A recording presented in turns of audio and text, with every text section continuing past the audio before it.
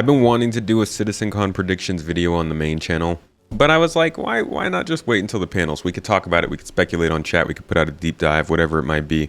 But I really wanted to wait until they put the panel schedule out for us to get real in depth with what we were really thinking is going to be there. And obviously now that they've announced it, it makes more sense to think certain things. So call it cheating, call it getting ahead of the game, call it whatever you may. Today we are going deep into depth, all the deepness of the depths, into the Star Citizen CitizenCon schedule of the panels.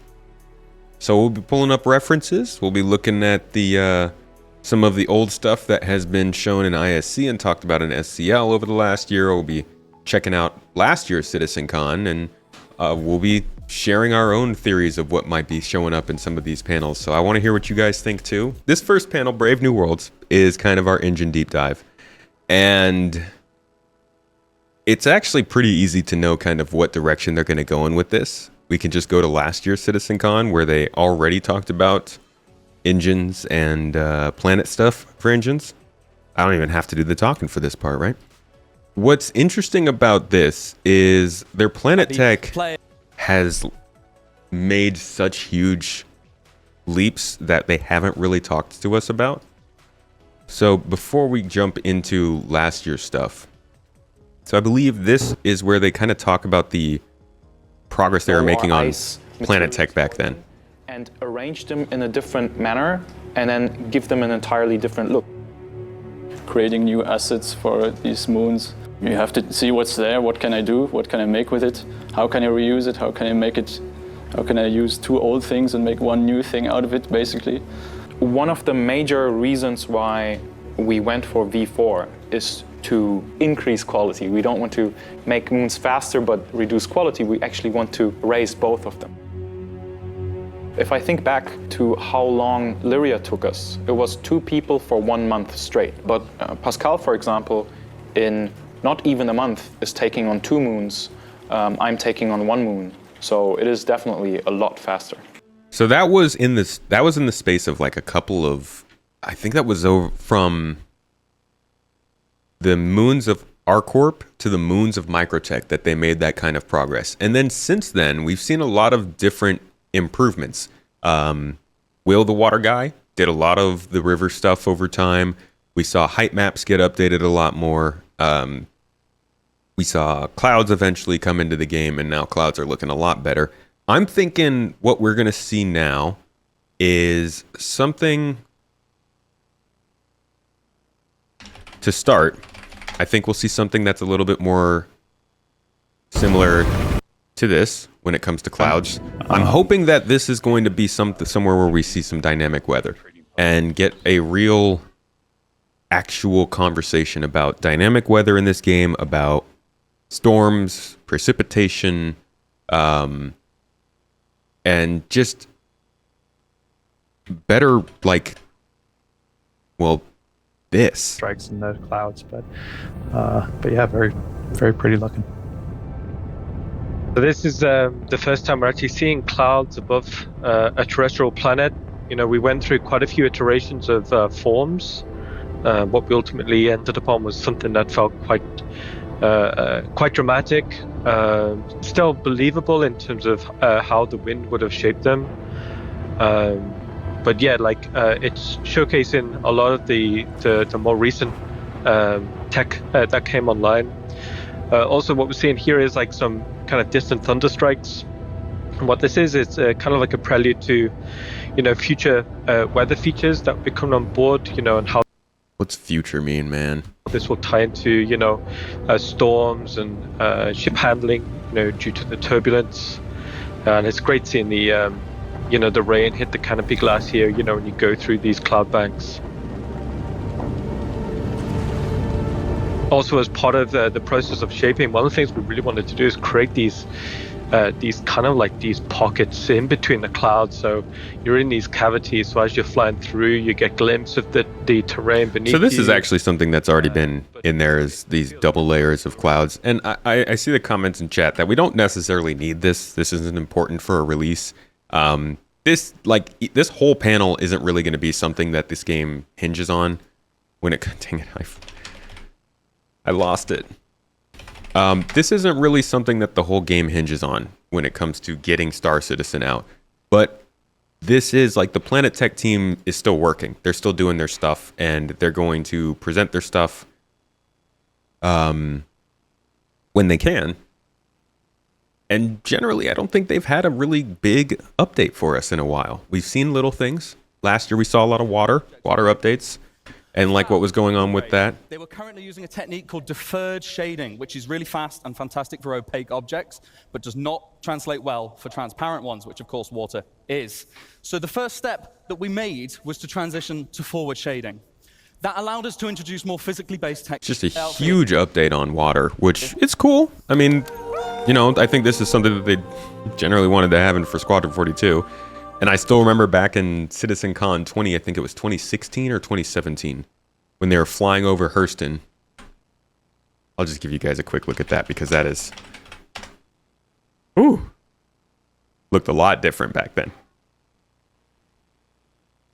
Let's see, it's probably towards the end was the demo. Yeah. So... you can actually find the literal spot where Chris was like, yep, someday we're going to have wakes behind the ships as they fly over water, let me tell you. And you're like, okay, Chris, okay, let's get you back to bed. But here we are, 7 years later, and they did. Yeah, so, and I'm wondering how much he was just like, guys, I said it in 2017, just make it happen. The German engine team that does all the procedural planet stuff is... been adding obviously a lot of stuff to the procedural planet tech. The oceans have all been ported over to GPU, and ultimately we're not doing it here, but you know, there actually has. If we get low enough, you'll probably see it's full wave simulation.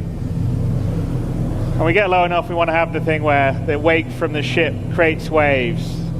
That's not in yet, but we will be doing that at some point.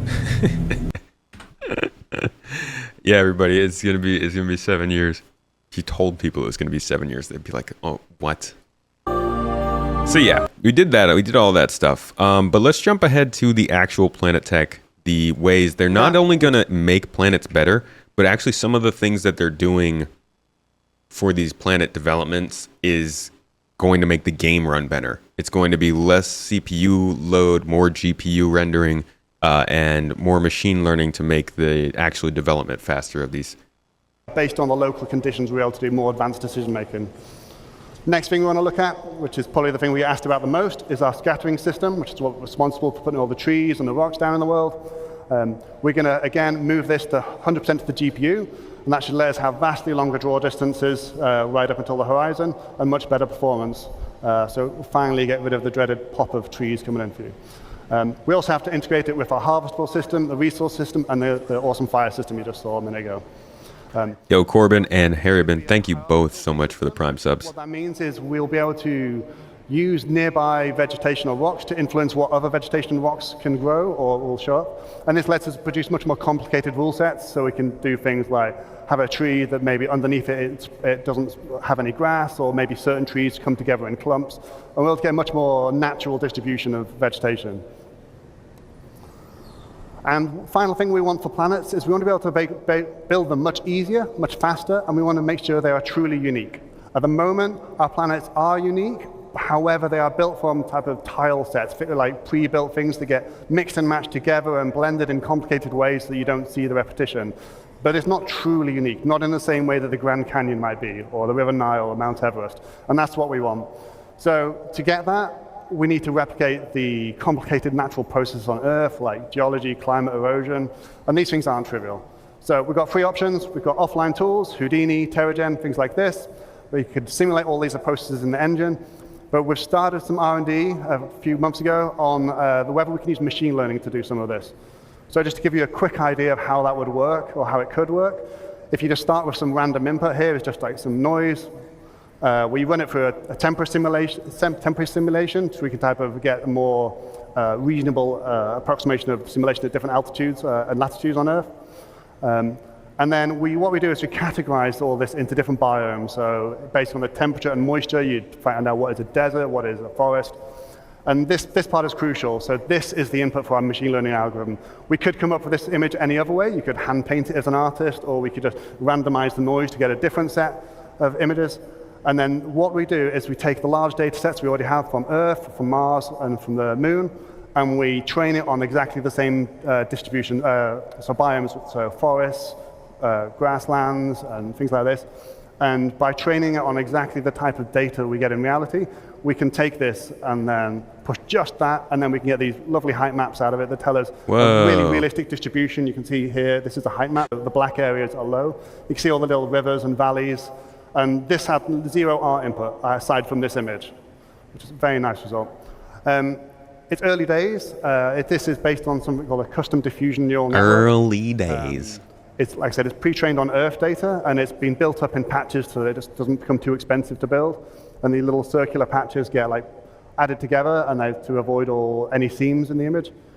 And then just to help you visualize it, I've just put some colorization on it to show you where snow and beaches might be. And yeah, it looks a lot better. The planet to give you a better sense, so it doesn't look quite so abstract. Yeah, but this is very early days, this stuff, but we're hopeful this will be helping the future of how we build planets quickly and efficiently. So what I think is the most important part of this is that because they're training it on specifically Earth data, I think that this is going to give them the ability to get beyond just plopping rivers down in places and caves and stuff, and make it so that when they make a planet, and if they want to just click, click, click, make a planet out of nowhere, it actually creates a believable planet, a planet that has rivers coming from specific places and driving mountain ranges that makes sense based on how the river has run, or making rock arches in biomes where it might make more sense that wind has had the time to do that kind of thing. I think this adds more believability to planets beyond just having procedural generation. But, we only know as much as they're saying here. So the description of the actual panel is introducing Genesis, another name. Look at that. The innovative suite of technologies and processes within Star Engine that breathe new life into truly immersive worlds, achieving the fidelity and scale required to fill an entire universe. I also think this will probably have something to do with fauna and the ecosystems they want to build around fauna. Unfortunately, I couldn't find where they mentioned this stuff earlier in the year. They said something about Planet Tech V5 at the beginning of this year. I don't know where that was, but this is something that is, they mentioned it at last year's CitizenCon. They showed a little bit about it. It was early days. And now I think it's primed for them to start talking more about how this can really affect the game. Most important here, I think, is the optimization, though. Making planets that can run much more easily on lower-end PCs, and for any other PCs, just kind of raise our frame rates. So that's kind of Planet Tech. I don't want to spend too much time on this. It's fairly straightforward.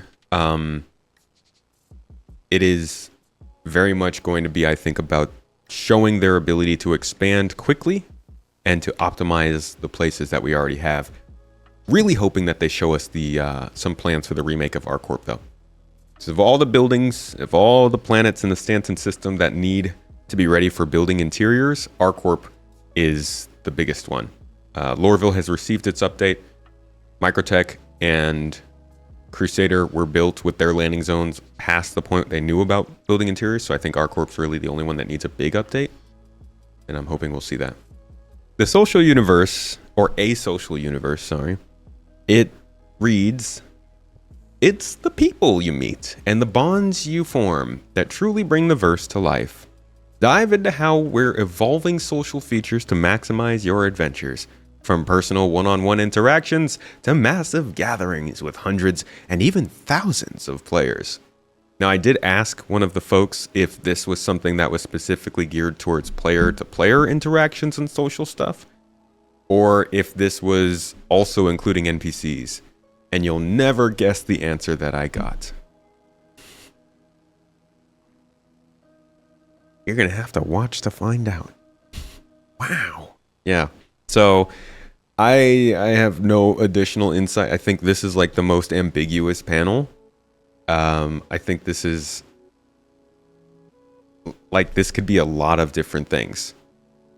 Yeah, I really feel like this is going to be their org tool stuff. We can even go back to where they were talking about that. And we almost got an answer about it. Let's see if I can find that. That was here. All right. Do we have a timestamp? Do we have a timestamp? Moby glass, Moby glass, Moby glass, Moby glass, Moby glass.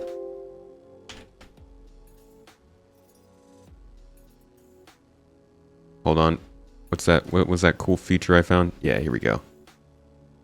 I can just search the transcript if I try hard enough. Oop.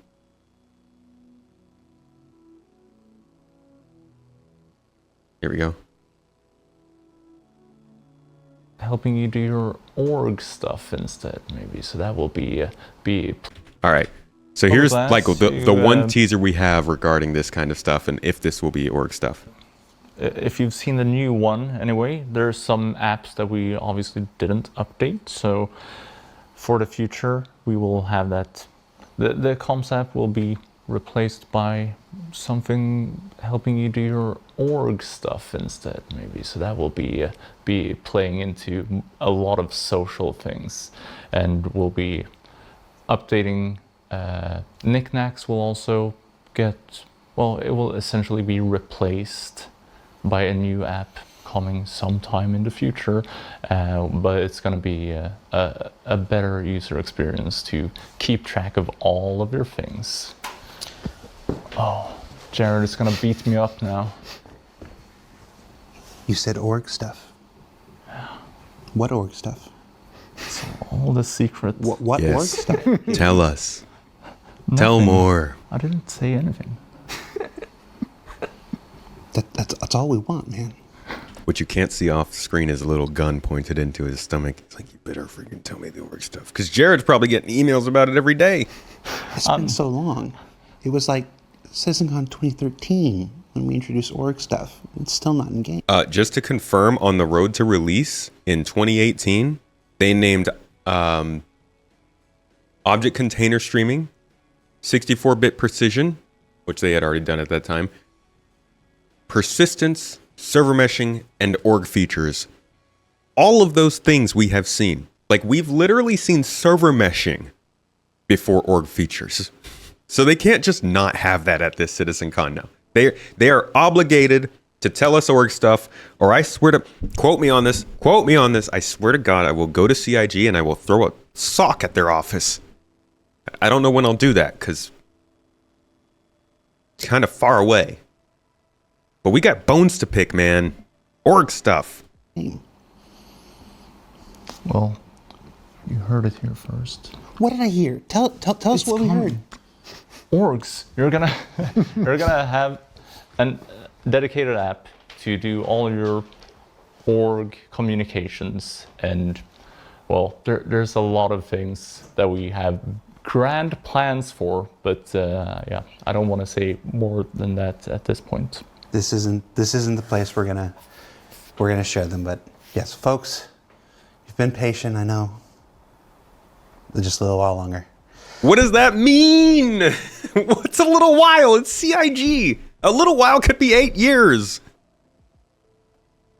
Why couldn't he have just been like, yes, just wait until CitizenCon later this year? I don't like. They don't even have to deliver it right away, okay? If they just show us it in development, all the UI stuff we saw last year ended up showing up in some way.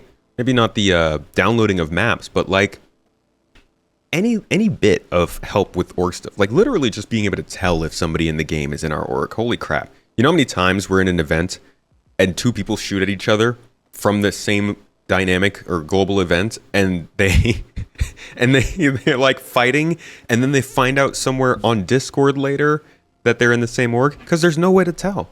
There's literally there's no indicator whatsoever. That kind of stuff would be great. Anyway, sorry. That's my rant. I'm done. Done with it. Clip me on it. I'll throw the sock. I swear I will. I've got it right here. It's got CIG's name on it. And toes. It says toes. What else could it be, though?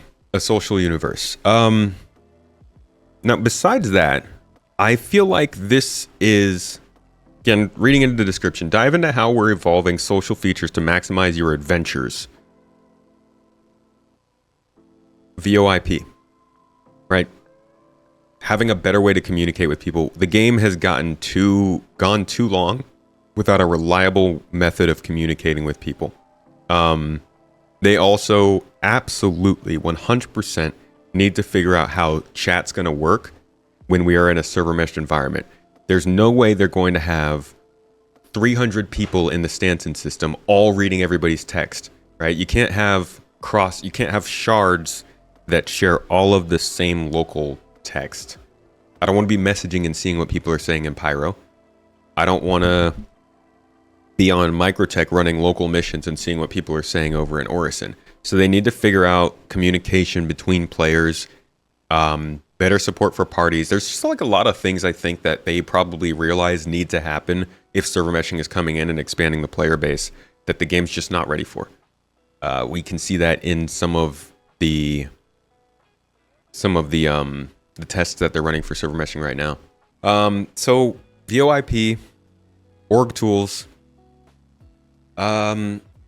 Another one that I think we could really use, and this is pure speculation. I don't really have any reason for thinking that they would bring this up. It's more of a hope of mine. Some kind of player trading system that both allows you to hand things to other players, but also maybe leave things in escrow for players in some way. That we kind of see that already with the persistent hangers and the stuff they're doing there. But being able to, say, take a cargo contract, move that cargo to a new space station, leave it for somebody and only that person to pick it up and then ship it somewhere else, working together in a kind of multiplayer kind of environment like that. Being able to loan out your ship, because God, how ridiculous is it that you need to get the owner of a ship sitting in the pilot seat to be able to leave a hangar right now? Like, these are such ground floor problems that make the game harder to play. They're not super obvious things that any player would watch a trailer for Star Citizen and be like, yeah, but can I leave my ship for another player to use? Like, it's kind of a given. It's almost expected. And the fact that that's still a problem is pretty indicative of how far away we are from an actual game experience. So I think that's the kind of thing that we should be looking for. But again, I don't have any reason to have expected that. I just think that that's the kind of thing that this would be the panel where they should show stuff like that. What else could be here? Dive into how we're evolving social features to maximize your adventures, from personal one-on-one interactions to massive gatherings with hundreds or even thousands of players. I wonder if they're also going to talk about dynamic events here. This is a big chunk. I do think that their panels aren't going to take up all the time in between these times. I could see this panel being an hour. I could see each panel being about an hour, and then 45 minutes to kind of walk around the floor without missing the cosplay contest. More things that require groups. Dynamic events, not the global events, not those things. Dynamic events like Korea stuff that we experience, like the, what's it called? Ghost Hollow is another kind of dynamic event, I think. Those sort of things where players can trigger it and it can make other players be attracted to that area to make a difference. That kind of stuff could show up here. I think it could be some talks of server meshing in general. Maybe, but they specifically say social features. Now, what the heck does that mean? That makes me think like the conversation system with NPCs, to be honest. Next panel is cosplay.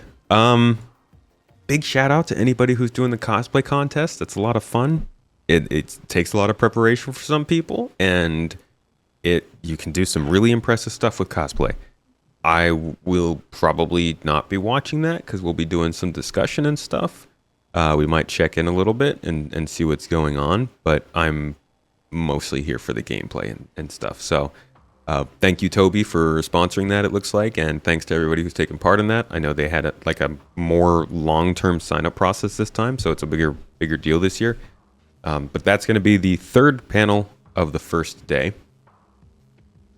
Fourth panel is called Dress to Kill, which is an interesting one. That's an interesting name. It's not quite Dress to Impress, unless you're impressed by being killed. And it reads, from high fashion to dynamic function, discover Starware. Starware. Discover Starware and exciting new character-focused specializations that let you define your identity and take on the challenges ahead, including the return of a legendary friend from CitizenCon's past. Okay, this is my hottest take of all of CitizenCon. I put it on my video about this, but if you haven't watched it, That mid-level. I will let Chris describe to you what I think might be the big reveal that they talk about here. 142. So skills, it's not just Squadron 42, it will be Star Citizen as well. So we've split them up into kind of two areas. One is physical attributes. So we have 4 physical attributes such as strength, agility, endurance, and fitness. And then we have techniques, which is kind of like whether it's takedowns or traversal. So if you look at the physical attributes, what we have, essentially we're going to have a skill system that you can go, and the way that you play the game will dictate how you level up these particular skills. So if you're constantly carrying boxes, you know, you may get stronger, so you can actually lift stronger things. But getting stronger doesn't just allow you to lift heavier boxes, but it also means that your equip load that you can carry in your inventory is higher. That weight doesn't affect you as much, so you can sprint further because it's not affecting your stamina as much. You know, your force reactions, you're more resistant to that because you're stronger in yourself. Agility in terms of like weapon swapping or going to ADS. We have endurance, so that's, for example, like how resistant you are to the environment. If you look at, say, Navy SEAL training or SES training in Britain, essentially, you know, they have cold weather training. They have, you know, you can survive in harsher climates. You can go longer without sustenance. And then that's what essentially endurance gives you. And also, for example, like G-force and readout, so that you know, pilots train for that so they can actually modulate their breathing so they're actually able to sustain higher Gs than a normal person would be. And then you have fitness. So fitness, for example, you can have a higher stamina. So when we have swimming, you can swim longer, you can hold your breath longer, you can sprint longer. So we have these physical attributes and we have multiple different ways for how you improve them. And those physical attributes will denote how effective you are at certain things in the game. So, and that will come to obviously for flying as well as in FPS. But we're not going to be removing any of the skill elements. So there's nothing that we're going in there going, oh, you've got 10% more damage. Or, you know, we're going to make you... I don't know, man. This is this is going to be very divisive. This is going to be very divisive. This is going to be, I think, a bigger talking point than the cargo stuff, than the engineering stuff, at least for people who've been following the game for a while. I think this is really going to split opinions, and we will have to see just how far into this they go, how much they bring this into the game. From what it sounds like, it's going to be kind of like how Grand Theft Auto does their stuff. How, you know, the more you do something, the more it levels up, as opposed to like going and getting skill points or working on experience and then applying that to a certain skill. It's kind of more of a natural progression. But even then, this is going to be divisive, I think. Fly the plane better. It's like, no, that's always relying on your skill. This is the things that you can't necessarily improve. So, you know, like I said, how fast you can sprint or how far you can sprint. All of those different things that are tied into physical attributes. Well, it's like real life, right? Absolutely. I mean, like, you've got to spend some time if you want to increase your strength. I mean, yes, you could naturally be born strong, but if you go to the gym and you start lifting weights, yep. you know, okay, I can do whatever. I can like bench press 100 pounds. Now I can do 120. Now I can do 140. Now I can do 160. Now I can do 180, right? Well, you couldn't do 180 right from the beginning. You had to work the same if you're like Don't running, make fun of me, Chris. You know, I could never do those things. Marathon. And so that's kind of the idea, is there are things that you do during the gameplay that, you know, your gameplay can add to it. But if you want to take some time and go to the gym and do some squats, you can get some strength up. And again, that's part of like making that the living world. So if you want to invest in your character that way in a sort of more realistic way, the way the world wills, because like Rich says, we still want all the skill in terms of being able to, aim and shoot and do all the rest of the stuff. Then you can do that if that's something that makes sense for what your character is going to be. I mean, in Squadron's one thing, but in the PU, I'm a cargo hauler. I probably don't really need to be all buff and everything because I'm sitting there in the cab of my Caterpillar hauling a bunch of cargo. But if I want to be a bounty hunter, maybe I want to invest some time. So if I'm in a foot race trying to take someone down, I can outrun them. Yeah, because if you're wearing the same, if you're wearing heavy armor and they're wearing heavy armor, and you've put effort into skilling up your character because you're that's the dedicated area of focus that you want. You can run further than them. You can carry things that are heavier than they can. You can equip things onto you and it doesn't affect you as much. So all of those different physical attributes, it allows you to progress your character in those ways. And then we have the technique side of things. So we're going to have multiple different techniques for lots of different skills across the star system. But a good one to how to explain it is it's almost like the 10,000 hours. If you do 10,000 hours kind of thing, you're better at something. So takedowns is a good example. So the first time you do a takedown, that's going to be quite sloppy. It's going to take quite a long time. You might struggle and eventually you take them down and it's like, oh, okay, the guy over there heard me. It's not very good. And after a certain amount of time that you practice at them. Yeah, more takedowns you do, the better you'll get better. So then they'll change different animations. So now you'll unlock a different animation where it's smoother. Steve Bender is very looking forward to getting all the versions of takedown. Yeah. Literally. At CitizenCon last year, Steve Bender was the one who presented the assassination. I never caught that he mentioned that. That's so funny.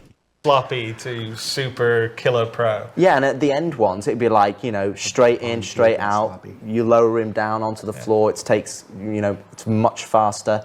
But you've put in the effort to level that skill to a level that you want to achieve. And I think that's what skills is about. It's about giving players goals that they want to do. We'll have the same for melee, like fist fighting, melee combat, or knife fighting. Longer term, we want to sort of, this is more PU, not Squadron, but introduce, say, more moves you could do in fight, say martial arts or whatever. You have to go somewhere. Or traversal as well. Brother, and what? Learn them from someone and then do it a bit more and then you would get better. So these are all things you could gain. And that's kind of the... You're going to learn your Xion special skills in martial arts. That's a lot, man. Like you said, the idea of sort of, the skills and techniques that we want to introduce because, again, it's, this is going to be a really huge, deep world and it's sort of up to you how you want to essentially build your character. If you look at fighter pilots now. Okay, so this was actually shown at CitizenCon last year to an extent. So this is where we're going to add some player skill progression. So going to move you through different action sets. You're going to start out by struggling. You might fail. Of course, this sort of added time and the extra noise you're making is really going to increase the risk of detection. You're going to get faster the more you do it, and then you're going to reach maximum efficiency. Check this one out. So he's so fast you can barely see him do it, and then he guides the body to the floor, so it makes almost no noise, right? We're going to explore some more variation beyond our unarmed and our knife takedowns, like sedative injection. They are very ready to present this, I think. And this is probably something that they first developed for Squadron, and it's basically ready to go with Squadron as that game is much further along than the PU. But yeah, I think this is something that will add emphasis to Death of a Spaceman. That'll make people care more about their characters and not losing that character by dying. It'll add some progression for a lot of people who generally are looking less at a sandbox and more of a player-focused game. And it'll likely be something they also talk about in the 1.0 talk. But yeah, this is going to be divisive. I don't know how this is going to be taken. I think really they need to be careful about how they market and sort of explain this. Words like skills and leveling up and stuff like that seems to rub people the wrong way. So yeah. But yeah, I think this is one of the biggest parts of this first panel, or not first panel, but the third gameplay panel that they are talking about here with Dress to Kill. Besides the player skills, I think, here we could see a couple other things, maybe like how NPCs might interact to how you're dressed. There is supposed to be more emphasis on actually wearing clothes in this game to be more presentable in certain situations. There is the idea that your armor is supposed to limit you in some ways. So we used to actually have it where if you wore a heavy helmet, your eyesight would be restricted a little bit more. And I think that with the ways they've started to update the HUD, we could see helmets make a difference with your ability to see around. We could see armor be restricted from flying ships, certain types of ships at least, as you're supposed to wear a flight suit or undersuit to fly ships and not necessarily heavy armor or medium armor. And we could just see generally more of a focus on what the heck you're doing with your character and how that affects your gameplay, as opposed to just being there for customization's sake. Yeah, hopefully maybe some more weapon attachments and stuff. There's a really good panel if you want to go and learn more about how armor and stuff will work. There's a really good panel in 2019 about armor, where they go over all kinds of stuff. The different types of armor you're going to have, how it's supposed to be specialized for certain things, the fact that some armors will have like power supplies that you need to keep charged, kind of like the weapons, how they have like temperature resistance along certain parts. There's quite a bit to talk about in this panel, so I'd check that out. Just search CitizenCon 2019, you'll find it. All right, next panel, Beyond Pyro. How many people were immediately happy to read that title? Beyond Pyro, and not anything that had to actually do with Pyro. They're making the good move this year, and they are clearly saying Pyro and Stanton are our first block, and we're gonna just step right over that and start talking about something else. I don't think it wouldn't have made much sense for them to continue talking about Pyro for this CitizenCon. Maybe in the same sense that they talk about Stanton, because they still do talk about Stanton at times at CitizenCon, not because it's new, just because that's where the game is currently hosted. So I think they're just treating it the same way as Stanton now. Pyro has been discussed, it has been shared, we have gotten freaking ISCs on ISCs about it. There's not really much else for them to talk about and introduce that would both build marketing or even inform us. So, Beyond Pyro. What are we thinking? Nyx, obviously. I mean, they might as well have just said, and we're going to talk about Nyx here. Nyx is as obvious in this panel as Squadron 42 is obvious in this redacted section. You can't get away from it, CIG. We know you. But if you look at the map, we can kind of make some calls as to what else they might talk about. And while we're waiting for this to load, I will show you the other stuff they have already shown from other star systems. Yes, you may have seen some Nyx discussion, but did you know we've seen Terra concept art? I'll show you that first. Are these heavy armors from the planet Terra, center of the UEE and the planet that humanity chose? Now, as with all concepts, these may or may not be chosen to be taken into implementation. But as we've explored before, that's life in the continuously iterative world of concept work. And you can bet we'll check in again if any of these designs move forward. So that's all we've heard. But that is Terra. This was a while ago. This isn't anything new. Don't think they just randomly started talking about Terra. But they were at least looking at some concepts for it. So I think they were at least in some early design and concept discussions about the system about 4 years ago. We also saw Terra. It was originally planned to be the first system in the game. So back in like 2014, we saw some looks at Terra gameplay on the skyline. But that was scrapped because A, it was made for the old version of the game that didn't have open planetary exploration. And 2, Stanton ended up being the main system in the game because it made more sense than Terra. Stanton offers more types of gameplay than Terra does as a high security system. Stanton being a mid-security system obviously means that the ability to handle piracy and other types of stuff makes more sense. But if we look at human space, so here's Sol, here's us. Clear across human space on the other side is where we are starting, Stanton. Now, the Stanton system connects to Pyro, Terra, and Magnus. Pyro is right here. You can see the systems it connects to. Terra, Cano, Castra, Oso, and Nyx.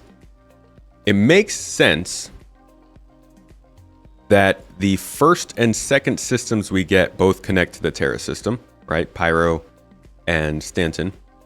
The third system we're getting is here, Nyx. So you've got this line going from Stanton to Pyro to Nyx. The Squadron 42 campaign takes place in Odin. Now, we have no reason to believe Odin is being prepared for the PU.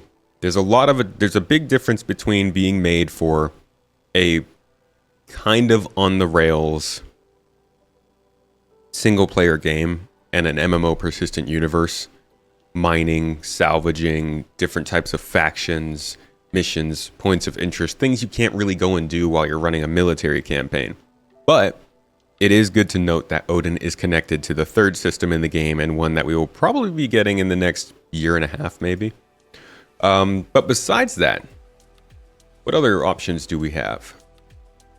And they could always throw in a system in there that's not already connected to these. They could just be like, hey, we're moving this system, and it's going to be thrown into the game. But from what we already know, you've also got Magnus connected to Stanton. Magnus also connects to Terra.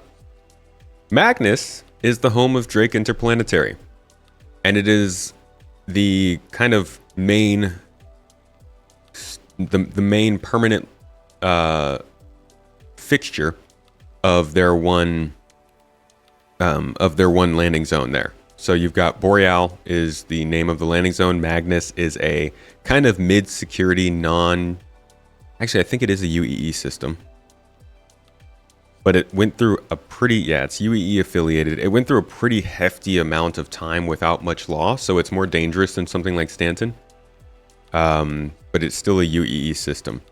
Now, Magnus is the home of my own org. If you guys don't have an org, great group of people. Join GII, !GII if you want a group. We do combat, we do industrial, do exploration, we do talking. We do a lot of talking. And we just launched our own progression system in the game. We're still working through the kinks and getting it up to speed and expanding on it. But you can progress in the org and in the game. So Magnus is actually connected to... It's a really, really valuable location. If you trace the lines, it connects to Stanton, which is like the shopping mall of the UEE. It connects to Terra, which is basically the capital of the UEE. And it connects to Ellis, one of the tourist hotspots of the UEE. So we call this the Magnus Triangle. Well, nobody else does but me, but maybe it'll catch on at some point. And the Magnus Triangle is what my org is focused on, and I think what is going to be an incredibly populous part of the game. And I do think that all of these three systems will be included in, say, the first 7 or 8 that we see.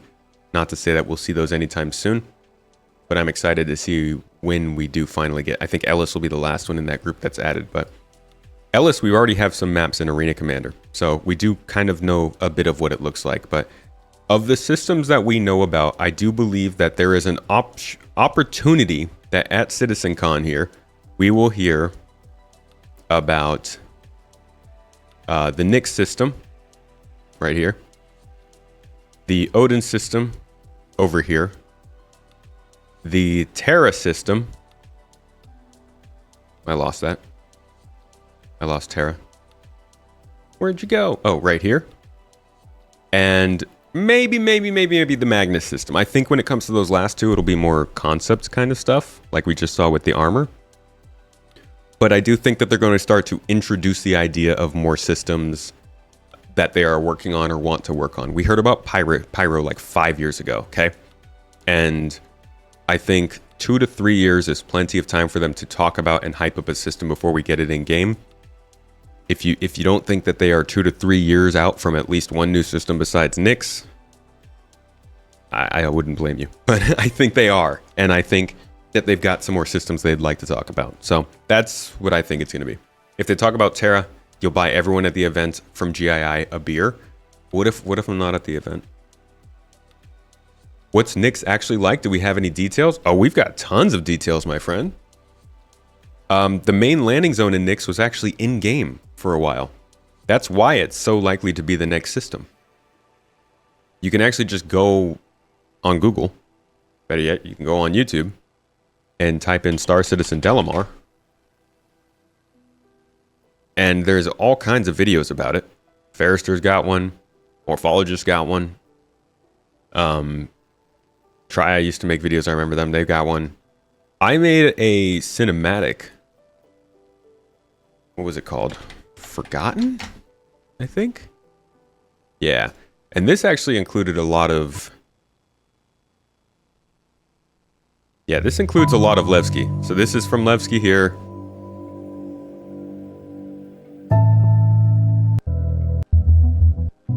That's Stanton, Grimhex. That's Levski. It's kind of just a lot of stuff that looks like it was forgotten. Hence the name. This is all Levski. This is all in-game shots from this landing zone. So it's kind of broken down. I mean, it's not a nice place by any means. It's outside of the UEE. It's as if Pyro had more order to it. If Pyro wasn't controlled by gangs, but rather by a civilian group that was able to put force down to in order to establish laws and rules and stuff. Whoa! What just happened?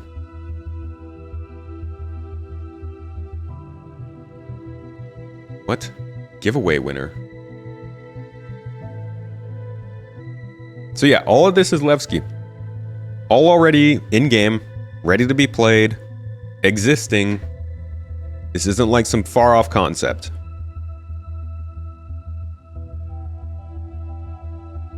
That is not Levski. This is Aberdeen.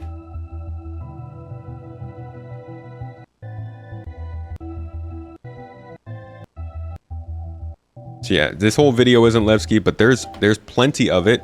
And you can just search all over YouTube and you'll find a lot of different videos about it. The Nyx system is coming. And I would not be surprised if it was in the next year. This is also a system that's kind of shrouded in a nebula. Let me see if I can find it again on this map. There we go. It's kind of shrouded in a nebula. So it is going to probably be a big place for them to test exploration and scanning and stuff like that. It's got two asteroid belts, 3 planets, I think. Yeah, 3 planets, a landing zone, several jump points. Not a crazy complex system, but it is run by, let me double check who the faction is. The People's Alliance. People's Alliance of Levski, a fringe group that aims to create an equal self-sufficient society separate from the government of the UEE. It's a place to go for missions outside the law and for black market goods, but it's also home to radicals, rebels, free thinkers, and those who just don't want to be bothered with Earth's bureaucracy. Humans on the frontier feel betrayed by the actions of the Messers, for good reason, and have adopted a once-bitten strategy when it comes to UEE, and no one is going to tell you they're wrong. The Alliance possesses a set of 6 altruistic community rules for its inhabitants that sound much more like an attempt to build a better world than to smuggle narcotics. Now, there is a very good story linked to this. This is when you're starting to get into the lore of Star Citizen. It gets deep. Star Citizen's lore is actually pretty deep already. And every time something gets added to the game, it gets made more deep. But this whole idea of the Messers, for those who don't know, a big part of the reason that Star Citizen is 900 years in the future but still feels so much like it didn't make it that far is because, well, a few different things. Obviously, when you're making a fiction, you do still have to kind of ground it in current day technology just because it's easier to implement and iterate on that. But also a couple different things, including the fact that the whole of humanity was ruled by a pretty pretty bad dictatorship for like a few centuries. This dictatorship was killing off people who were smart, excommunicating people who were big thinkers. They were kind of very xenophobic. They were against a lot of different technological advancement unless it came specifically from where they wanted it to. So it stifled a lot of progression. And there were groups like the People's Alliance of Lesky who sprouted up because of that and have just stuck around ever since the fall of that regime, which only ended like 200 years before the game starts. And in a 900-year history, 200 years is not really that long. So there's a lot of lore that surrounds Nyx, and I think it gives them a lot of opportunity to build on how the game actually formed via lore and get some more backstory and some more history. Nyx is a very historic system. It's an important system, and they could do a lot with it. So I'm interested in seeing how they've changed it since we've been in there. But there's a statue there of this guy holding this boy. This is a boy who once refused to work while he was in a factory. They did a lot of child labor, messers, yay. And he stood up to the guard who was on duty and said, I'm not going to work anymore. This sucks. Kind of hurts. I'm hungry. He didn't say I'm hungry, but he didn't want to work. And the guard, I'm pretty sure, shot him in the head, which is not what you're supposed to do to kids. It's like very much on the no-no list. And that was a big inspiration for this place. And why there's a statue here in the middle of the landing zone. So again, all this is in game. This is not concept art. This is not a far off concept. Nyx is something that has been mostly ready in terms of landing zone for a while, but it's going to need some more work, obviously, to get into a PU status, especially how it is now versus when it was in the game back in 2019. But I do think we should expect to see that definitely talked about here, as well as maybe some other stuff like Magnus, Terra, possibly Odin. Yeah, I don't know really what else there is to say about this panel. We said a lot. And we'll see what they do there. Yeah, definitely top 3 things not to do to kids. The Messer era ran from 2546 to 2792. Freaking, that was 200 years. Over 200 years. And you got, like, let's see. What are some of the bad things they did here?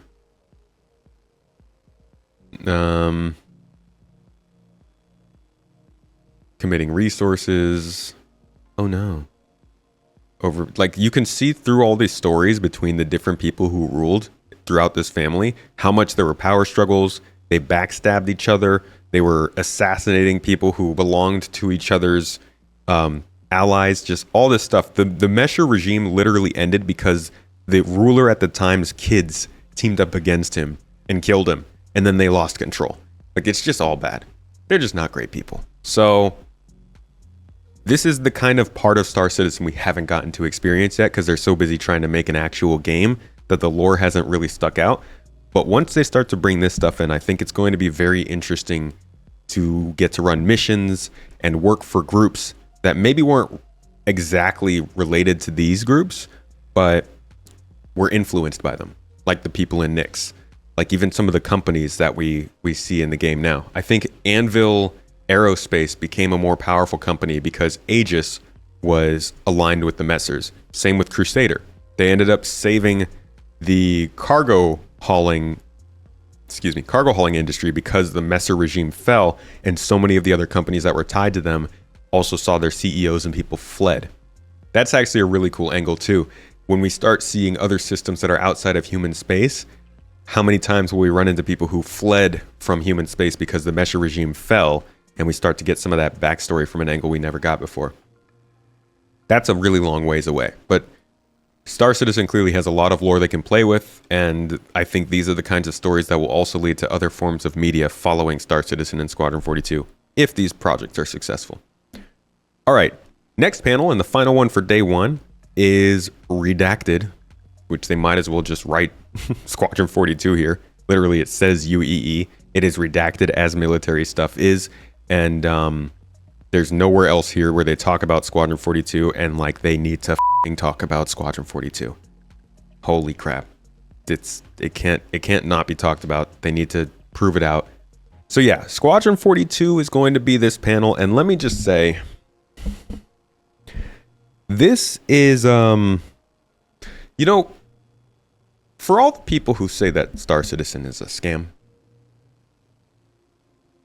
I think really they need to direct that at Squadron 42. Not to say it is a scam, but Squadron 42 is kind of like the younger sibling who knocked all of the shit off of the counter and did all the bad stuff and then went and sat on the couch like nothing happened while the older sibling is getting in trouble. I know you're in chat. You know who you are. It's taken the lion's share of the money in this development, yet it is the game that people don't know they're funding. Like, a lot of people are brought in by Star Citizen. Playable now, releasing new ships, adding new features, updates every quarter, all this stuff. Yet a lot of that development has gone towards Squadron 42. And I don't think the way that they've done this is good. In the same way that I don't think the way that Tesla has done some of their promising and then not delivering while also delivering other stuff is good. Or how... Who's another example? I don't have any others off the top of my head. But there's a lot of examples of this, like, hey, we're trying to work on this thing, but look over there, that's much better. Pay attention to that for now. Star Citizen has brought a lot of funding to this game, and Squadron 42 has eaten a lot of it up. And I don't think there is any other way that this was going to work, because Star Citizen is the only thing we can play. It's the only thing that's going to keep people interested in this project. You really can't run a crowdfunding campaign on a game where you release some trailers every few years. You can't really, that's not going to work. Nobody's going to fund $700 million for a freaking single player campaign that nobody can play. So they used Star Citizen in order to make money to fund Squadron 42, which I'm thinking they then hope releases and sells a bunch to help fund Star Citizen's development. And that's not great. I think Star Citizen is what more people are interested in, but Squadron 42 is probably going to make more of a splash. Like, after next week, depending on what they do in this redacted section, Squadron 42 could be what brings more people in than Star Citizen. At least when it comes to more casual gamers. Especially if they announce something like a future console release for Squadron. But I do think that if Squadron is a success, it'll be a boon for Star Citizen. And I think what they need to do here is really just sell it. Honestly, they did plenty last year to kind of introduce people to what it's supposed to be. Now what they need to do is just show a large, uncut piece of gameplay that shows that they can A, make good gameplay that's convincing, and 2, actually have something. So many people don't even believe this stuff exists. People don't even believe Star Citizen exists, and it's actively playable. Squadron 42 is like so down there on the totem pole of what people care about when it comes to the gaming industry, and they need to catapult it up to the top and get it ready for marketing for a potential release next year. So I think this is going to be mainly a demo and probably some kind of a marketing stunt, like bringing out one of the celebrities who's in the game to give an announcement or show up on stage or talk or something like that. They're not doing the gala. They canceled the gala, obviously, so that they could put more effort into the actual event. And I'm guessing some of that went towards whatever this is going to be. I think we'll get a release window. I don't think we'll get a date. So yeah, a soft window. I'm thinking half 2 of next year. But judging by their monthly reports, they do seem to be really in polishing finally. There's clearly gameplay that works in Squadron that doesn't work in Star Citizen, even though they wanted to bring Star Citizen or Squadron features over to Star Citizen. So I wouldn't necessarily say that just because Star Citizen's gameplay isn't running the best right now, Squadron is also not running great. I think that they are on 2 different dev branches and 2 different trajectories when it comes to polish and how the game runs. Squadron 42 specifically is being developed to be much more about bespoke opportunities and very specific things happening at specific times. Like right now, you could go out in Star Citizen and you might land down in the forest and there won't be any Copion because they are procedurally spawned into the game at certain locations. In Squadron 42, they could literally make it so that wherever you land on a planet, they're going to spawn some enemies right there just to make sense for the story. And they could do that kind of stuff when you're flying a ship and you come across a hauler, when you're landing at a space station, you come across an NPC, when you're getting out of your ship and an engineer is running up to you saying something. All of that stuff can be easily scripted. Not easily. I use that word lightly. It could be much more easily than Star Citizen scripted and made to make you feel like you're playing through a game, as opposed to Star Citizen, which has to be procedural. It's got to be a little bit more free-floating and made to feel like you're living in a world rather than just running through a story. Kind of like how Halo Campaign brought the game alive, but the players really loved the MP. Yeah, and also like Grand Theft Auto. I think Grand Theft Auto is one of the best examples of how they're running Star Citizen. It is a game that depends on the prowess of the actual Grand Theft Auto single player story and experience is what drove GTA Online to be a huge success. And I think that's what they want to happen with Squadron and Star Citizen. Don't know if it will, but I think that's kind of the hope and the way that they're laying it out. Yeah, here we go. I think this is, yeah, so he tweeted out the trailer. If you scroll through this, you can see people are like, what the heck is going on? Am I imagining, or did I see John Rhys Davies and Ben Mendelsohn? I wish it was coming to Xbox. The best is people thinking this is a CGI movie or TV show they can catch on Netflix. People literally are like, is this a new Netflix series? This stuff is going to pop the f off when they start marketing it, especially with all the names they have behind this. You look up the names. Look at this cast. This is ridiculous. Henry Cavill, Gillian Anderson, Damson Idris, I don't know who that is. Handsome man though. Mark Hamill, Gary Oldman, Andy Serkis, Mark Strong, Liam Cunningham, Ben Mendelsohn. What kind of cast is that? And a lot of people, for good reason, are not happy about this kind of cast because clearly it's an expensive cast and that's where a lot of money had gone. I think for some people, maybe not so much. Mark Hamill and both Mark Hamill and John Rhys Davies are. Where is John? Am I missing him on here? He's not even on here. They are both good friends with Chris Roberts, from what I understand. So maybe those kinds of things are a little bit, there's more wiggle room there. But definitely, I mean, Henry Cavill got brought on before he got super famous. I think that was good for him. This was before he got signed on to this, before I think he was even really big as Man of Steel, let alone Witcher or any of the other things he started to get big on. But like Andy Serkis, Gary Oldman, Mark Strong, Ben Mendelsohn, Rona Mitra, I don't remember what she is in from, but I've heard the name. And I think I've heard Eleanor Tomlinson as well. So there's a lot of people in this game, and that kind of star power, regardless of what the game is going to be a ton of marketing over the course of 8 months or so leading up to this game. So really, they just need to nail the launch. They just need to have a good game and delay it as long as you need to, because if you have all of that power behind the game and then you launch it and it's crap in terms of stability, that looks really bad. If it's not crap in terms of stability, but it's just an average game, I think that would be better. Don't think that means it's going to be a success, but yeah. So in 2018, the Calder family invested $46 million literally just for marketing. They want to create a marketing monster out of this game. Like this is going to be huge for them. And this is why I think they have said that they are going to expand. In fact, we can just go to letter from the chairman 2023.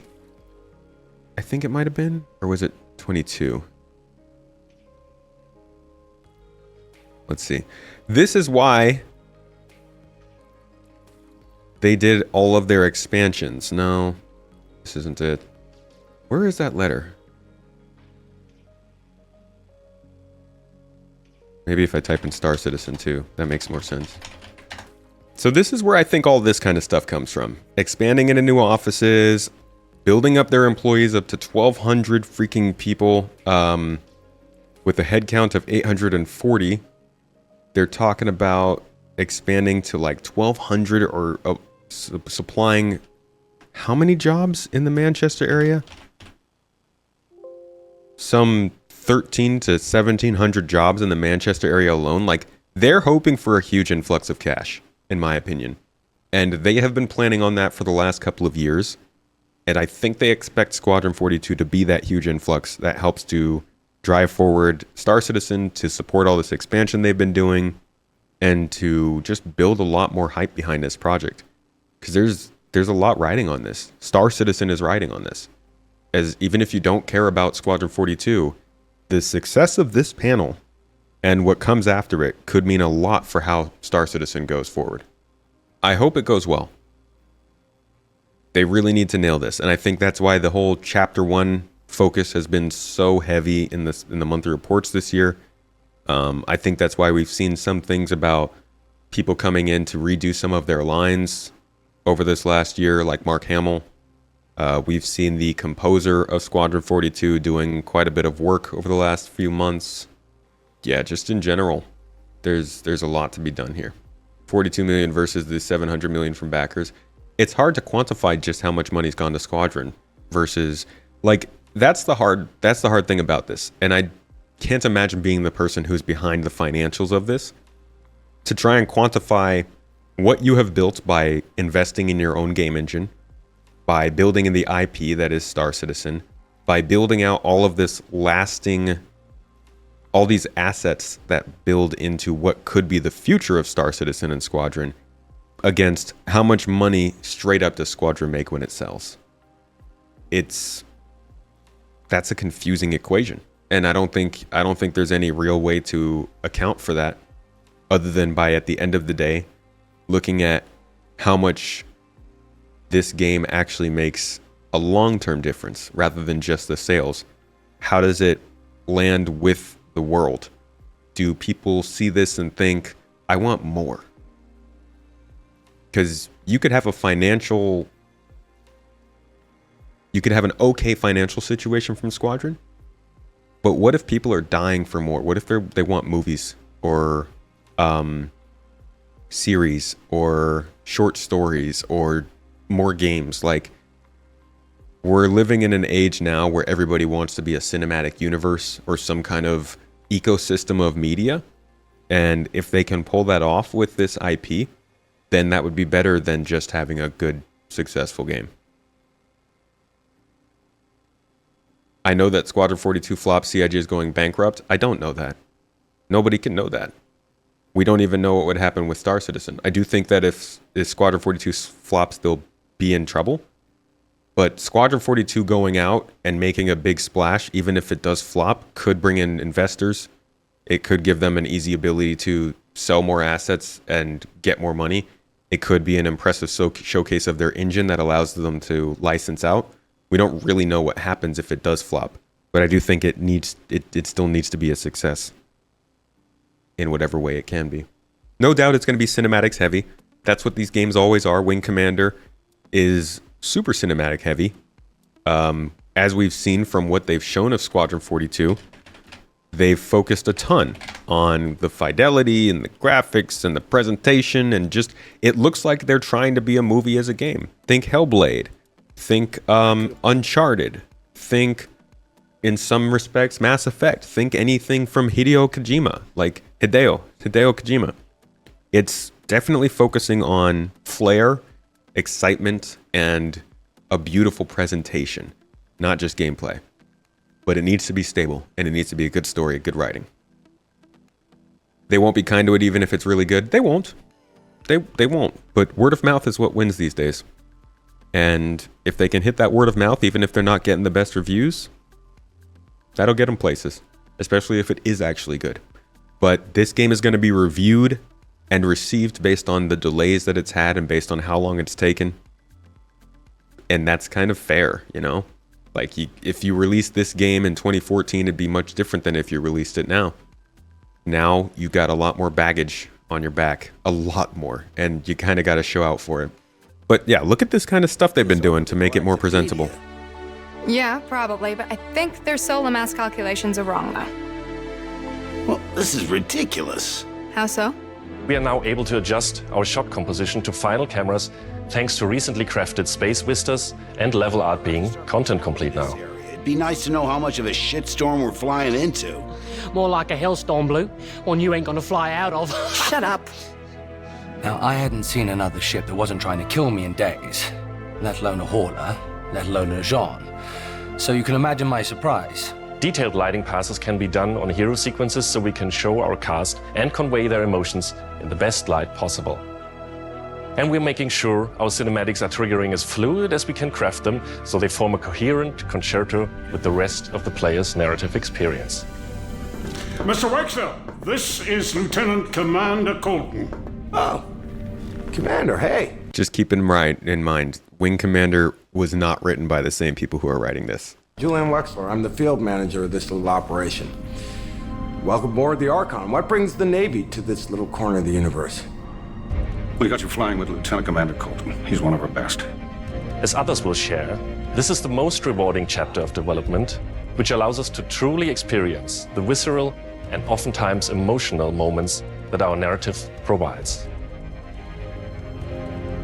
How did you handle it after Vega? I'm not sure I handled anything. Dude, this looks stupid good.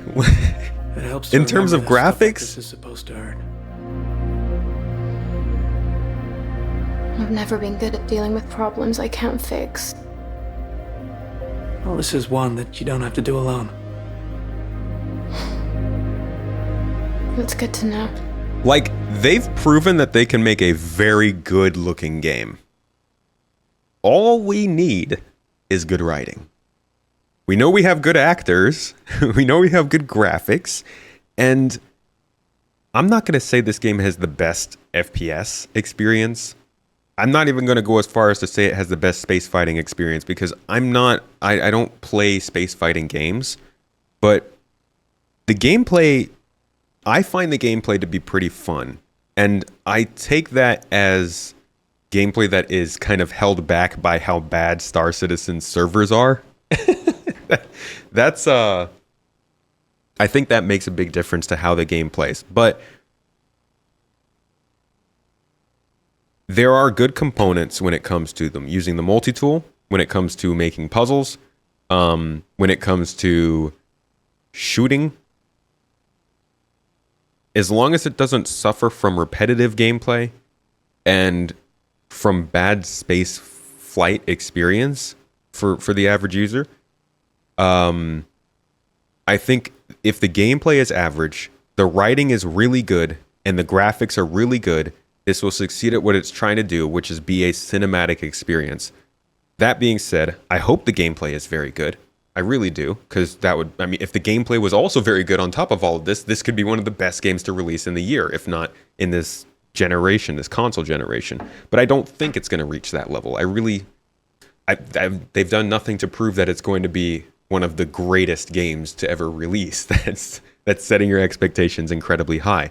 I think that they are going to benefit from what they are good at, and I hope that they are going to be able to fill in the gaps in the stuff that they haven't necessarily proven out when it comes to Star Citizen. That's my honest take. I do hope that they have good gameplay, though. Let's move on to base building. Or I'm sorry, crafting your home. So day 2 is called The Destiny You Forge. The first one is called The Universe We Create. This is clearly more about the kind of features that will make the PU, and this is more about kind of the actual gameplay stuff, I guess, The Destiny You Forge. Clearly they're focusing a heavy amount of this on base building and what the game is actually going to be. Base building has been kind of hinted at for a long time, but it wasn't really confirmed until last year. And we can go give it a big old look. the big trailer that got everybody super freaking excited when it came out. Where is that?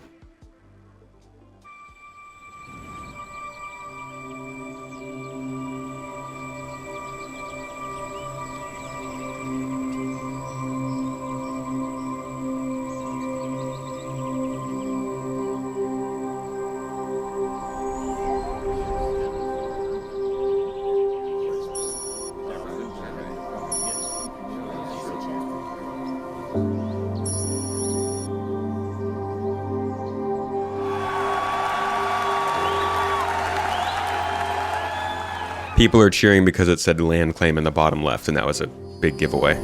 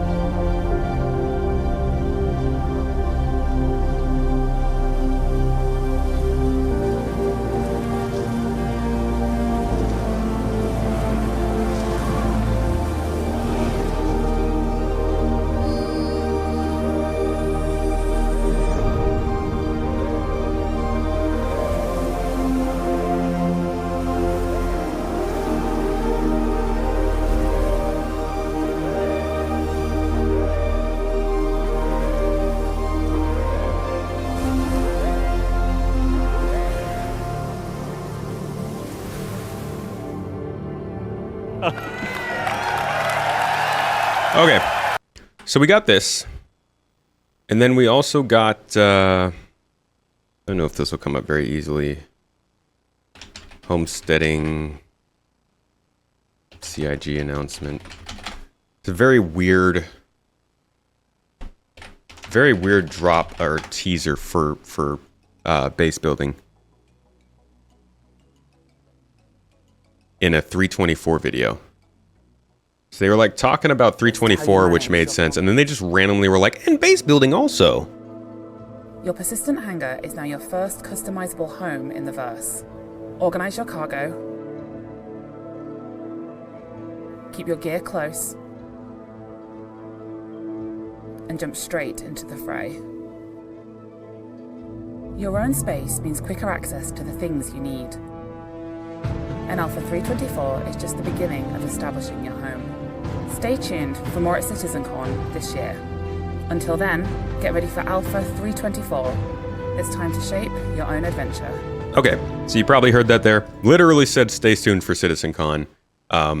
And now with this release of the schedule, base building is a pretty big deal at this show. And I think it's going to be a big part of this game, not just because of the base building, but also the other part they mentioned here, which is the crafting. In terms of crafting, not only do we get everything in the game being able to be made from a set of ingredients, right? A recipe that defines what everything's made out of, but you're also going to get physicalized recipes, which means these are objects that can be traded, they can be found as loot, they can be bought, they can be sold, they can be probably researched through science gameplay. That's speculation. But it's going to be probably quite a bit like Eve, in the way that Eve has certain recipes that you can craft and build and trade and find and steal and all that kind of stuff. And this is going to be a huge part of, I think, what drives the economy. To be off grid and be completely self-sufficient. So with that, with your prep and everything like that, we've got blueprints. So the recipes, everything in the game is fabricated from a blueprint. Players acquire blueprints via reputation rewards, missions, or rare NPCs. With any blueprint, you can actually do research on it and then create different variations. With materials, ranging from the common to ultra rare, you might find them at the local shop or have to travel around the universe to collect them. Unrefined, refined, simple materials, or even complex components will all go into the fabrication. With it, so somebody had mentioned that player bases will get nuked easily. This is also something that they're working on in terms of security. So you can make a base in somewhere like Stanton. If you're not going to get bombed, you're protected by the UEE. It'll be literally impossible for you to lose your base. Not even the game won't allow it. It will make up reasons for security to stop anything from happening to your base, because they need to provide gameplay for people who don't want to deal with that kind of stuff, as opposed to maybe people who want to be in more risky areas, who can get better resources, who can be more advantageous with their location. Those people will be a little bit more at risk. Then you got location, location, location. First area is high security, so you must purchase the land. The base is actually invulnerable because of the planetary shield tech. A security will show up to protect it as well. You pay for the privilege, you're taxed. So at this point, you won't have the best resources available. You won't have access to the best resources available on the planet. If you don't pay your taxes, the shields will go away after a period of time, and the base will become derelict and will collapse. But this is low risk, low reward. Then you've got low security. So again, you must purchase the land. It's owned by an independent corp, gang, or faction. Again, you don't have access to all the best resources on the planet. The base is vulnerable. AI NPCs will show up and protect the base if it's attacked. The protection will escalate over time. Player can also build defenses to help mitigate this as well. And then it's medium reward, medium risk. Then you've got lawless. So this is no protection other than what you build. There's shields, anti-air. Players can disable the shields by getting close to them and destroying them. High risk, high reward. Since there's no taxes, no protection fees, you get a high return on the resources that you collect. Now, there's some cross-shard and server meshing considerations that will kind of adjust this design in the future, but we'll get into that later once we're really building it. So that's, I think, where we are at. They're actually really building it. This year, when they get into this panel, rather than just this kind of high-level talk they've had about the design, I think we're going to see some actual demonstrations of this stuff. We're going to see the components that come that are needed for base building to actually happen or crafting to actually happen. I don't think it'll be really deep. They just started development on this in Q1 of this year. I think this is going to be like how salvage was when it was first introduced, like some bare bones stuff. So not end games base building that we're about to see. This is probably going to be like build a little bit of stuff here and there. Maybe just like a little bedroom for yourself. Build yourself a bed. Sleep out in the forest. Do some camping. Watch out for copions. Like, this isn't going to be a very in-depth kind of thing, but I think that they're going to spend a lot of effort on selling this as an important aspect of the game as it moves forward, and it's why it's also pretty close to the Star Citizen 1.0 talk. I think we will see some of this kind of stuff, the small-scale stuff. So from here, you've got the tools. So this is what we would consider a surveyor. With this, we want to actually cater to everybody's playstyle, whether you're solo or in an org. With this, you got different buildings that you can produce. I wouldn't say Stanton is high security, but I do believe that Stanton will be a place where you can't just lose a base. Maybe I'm wrong about that. We'll see. From small, medium to large to XL or XL. So with the surveyor tool, you can only build the small buildings. With a vehicle, you can build small and medium-sized buildings. With the Galaxy, I think they might also expand on this, the Galaxy, a little bit. It's about time to start talking about this ship. You can build small to large structures. And then obviously with the Pioneer, Pioneer can do it all. And it still works as a mobile base. And we'll talk about some of the more expanded features that we're adding to it in later on. So, and then it's also, we're exploring what can be done in space, not just on the planet. So from here... That's probably unnecessary to say. And then, yeah, the Pioneer is, we'll talk about that for the next panel. So with the overhead view of the land, you can actually place down buildings exactly where you want. You can see the resources beneath the surface. And then you can also place multiple buildings before you actually build. So you can see how it will all come together. You'll see the resources that are needed for it. And then you can also switch back and forth between different modes, which are showing off the resource network and how you link basically power generators to consumers. And then the player can move or deconstruct existing buildings right now with no charge. Fabrication. So when you basically build these buildings, they don't come with any furnishings. And if you didn't bring any with you, then you want to build a fabricator. So depending on what you want to build, there's different furnishings sizes of them that support buildings. Money. That's a Mr. Krabs moment right there. This is where monetization could really and even ships kick in for this game. And to be honest, I'd much rather have people buying furniture and decorations for their homes and habs and even apartments themselves than chips. Makes more sense. So like base building mode, you need blueprints, resources to craft what you want. Everything fabricated is produced from it produces a physicalized entity. Stats and quality will depend on the quality of the materials actually used.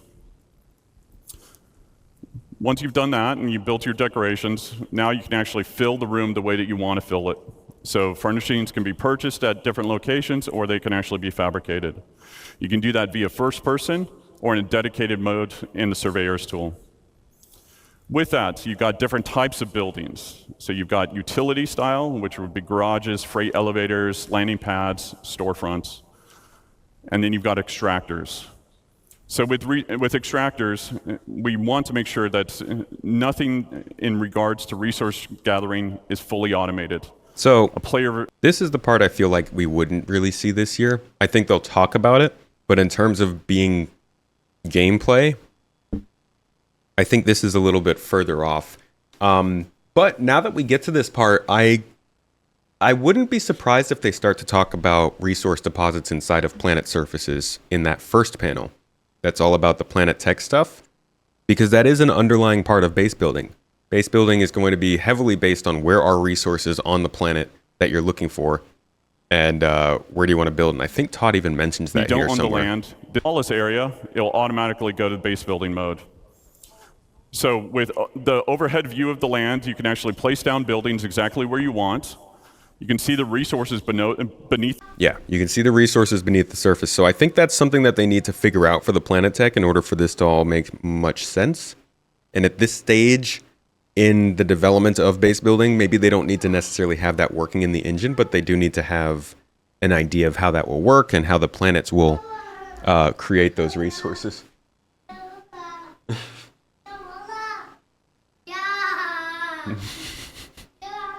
There's landing pads, storefronts, and then you've got extractors.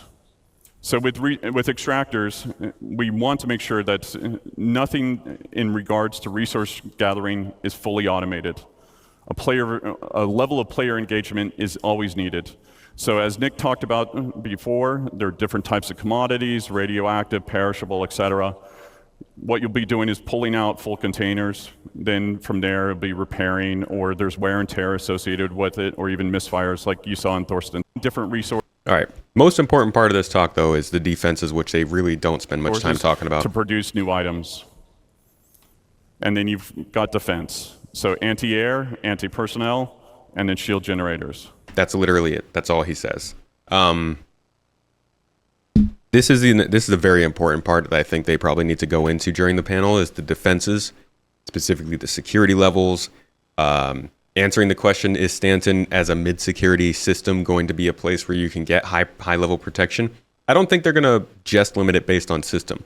I think they'll limit it based on how close you are to UEE centers too. So like maybe on a planet you'll be okay, but not on a moon in Stanton. I don't really know. Yeah, security in this game overall seems pretty important. And we'll talk about that here too, because if they do want to get rid of armistice zones, there's going to have to be some literally unkillable security solutions that will come and just mess you up whenever you do anything wrong. All right, Captains of Industry. This is kind of an extension of base building. Uncover the ships and ground vehicles that will serve as your primary tools for base building in the verse, revisit a classic, and more. So this is their ship talk. We go back to our old schedule of last year, and they've got their ship talk here. This is going to be... It'll be interesting. I don't think it'll be as interesting for a lot of people as the other ones. There will be some gameplay talk in this, I believe. I think... So, uncover the ships and ground vehicles that will serve as your primary tools for base building. We kind of just saw that here. We're looking at whatever deploys these, right? Which is this thing in the background here. Or something like it. So this vehicle, looks like it deploys drones that can help with base building. And you got this little thing here, which maybe is a small fabricator. Got the Galaxy, which is something they might talk about. And then the old classic could just be the Pioneer. They said revisit an old classic. So a ship we already know about. These are Captains of Industry. And the base building is a very big tell on where they're going with this. But they could also just be like, hey, we're going to throw something random in there. Captains of Industry could also be the Expanse. Could be the Odyssey. Could be a lot of different things that are industrial focused, but I do think there's a chance that it's the Pioneer. I don't know if the Galaxy counts as a classic. It's not super old, but I do think that they'll touch back on the Galaxy as it is a tool for base building. You'd love if it's the Expanse. You want to be the refining guy for a mining crew. I hope they at least talk about some of that stuff. They have the chance to talk about other ships they want to update here, because they do say and more. So they could go through their base building ships and their industrial stuff, and then they could also give us some updates on ships that maybe we haven't thought about in a little while. If for whatever reason base building is what's bringing in drone gameplay and introducing these droney boys floating in the airs, maybe we'll see other drone ships talked about. Possibly the Vulcan, maybe the Apollo. We don't really know how much drones have been holding back certain ships and technologies they want to do. But there's always a chance that it could be more than just that. Yeah, only 45 minutes though. I mean, I guess it's an hour and 15. We don't know how much time is in between each panel. And sometimes they do run over. But like you can see here, where is it here? Like Social Universe has an hour and 45 minutes before the next panel starts. Compared to this has an hour and 15 minutes before the next panel starts. This one has lunch mixed in, but it's 2 hours before the next panel starts. So we don't know exactly where the breaks are, how much there is in between each panel. But it does seem like they're including some time after, at the end of the day, to walk around, and at the beginning of the day. Venue opens at 9, panel starts at 11. That's kind of similar to what was going on last year. Place opened at 9, panel started at 11. Last panel was at 4, venue closed at 7. So they do include some time here and there to talk and walk around and stuff. This one's ending an hour later in terms of panel, or at least starting an hour later, but ending 2 hours later than it did last year. So this could be a longer panel. They could be including more time to walk around. We don't really know. They also had an older schedule did say that the main event ended at 7:30 p.m. So technically this could be a 2-hour panel, and then you get an hour and a half to walk around. But they have removed that old schedule from the page, so you can't really confirm that anymore. Last panel. The Star's My Destination. Star Citizen 1.0. This is by far the most consequential panel we will see at all of Star Citizen, or CitizenCon. And it's a good thing they put it last. I saw some people saying that it should be first, but I think this should be last. This is going to be the one that needs to be digested the most. This is going to be the one that probably has like the biggest well, the biggest consequence to the game and to what people think of the game, where they can put their announcements. God, I hope they don't say any dates. Oh my God, please, Lord, if there's one thing, please, please, God, no dates, no timelines. The only thing we should hear a date for is Squadron 42.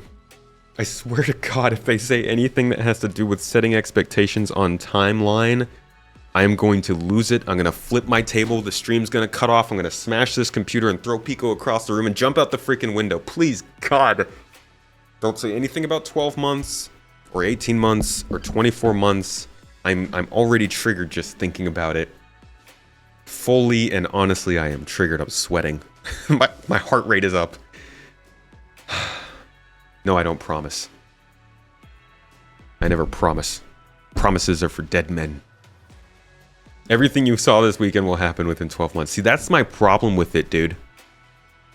That is my absolute problem with it, is it doesn't matter what they say. I've been over it so many times that last year what he said has been taken and not taken in its entirety. And that's what happens. It doesn't matter if you say almost, maybe, we plan on, we hope to, possibly, this timeline, that timeline, whatever comes out of your mouth first is what people are going to hear. That's what they're going to judge, and that's what everything is going to be based on. And I freaking hope they don't do that this year. I really hope so. Not only did he say 12 months or so, he said within next year. He said throughout next year. Q1, Q2, Q3, Q4. And that part gets completely washed over. Because I don't know why, but it does. Like, we still have, and I'm not in any way trying to say that they will meet their goals of what they even proposed might happen last year. And I don't want to make that's not a thing. They're not going to meet those goals. They're going to fall short. But their goals were set out to be by the end of this year, not within 12 months of CitizenCon. And because he said 12 months of CitizenCon once, the other 2 times he mentioned by the end of the next year, it was game over. They do it every year. They do. And he literally, I can go back to CitizenCon 2018. And this dude will literally be like, I'm not going to say any dates because I know you guys don't like it with dates. I know you don't like when I say dates, so I'm not going to say any dates. Ha, ha, ha, ha. And then he gives dates. Meshing, that's our mark. Where is it? Where the heck number because of bound coloring and Paul is server meshing. So when we get server meshing, that is, we think, the last piece of the puzzle to have the full game experience. And this is our ability to go, right now we have about 50 players on a server.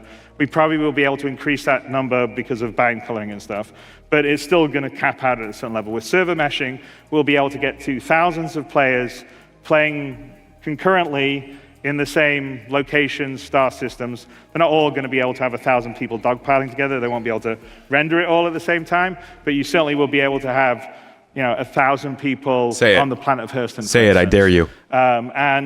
So the server meshing is the last key piece because that will allow us to have a truly massively populated universe of players as well as AI, and having servers that dynamically scale up and down to take care of the processing needs of that.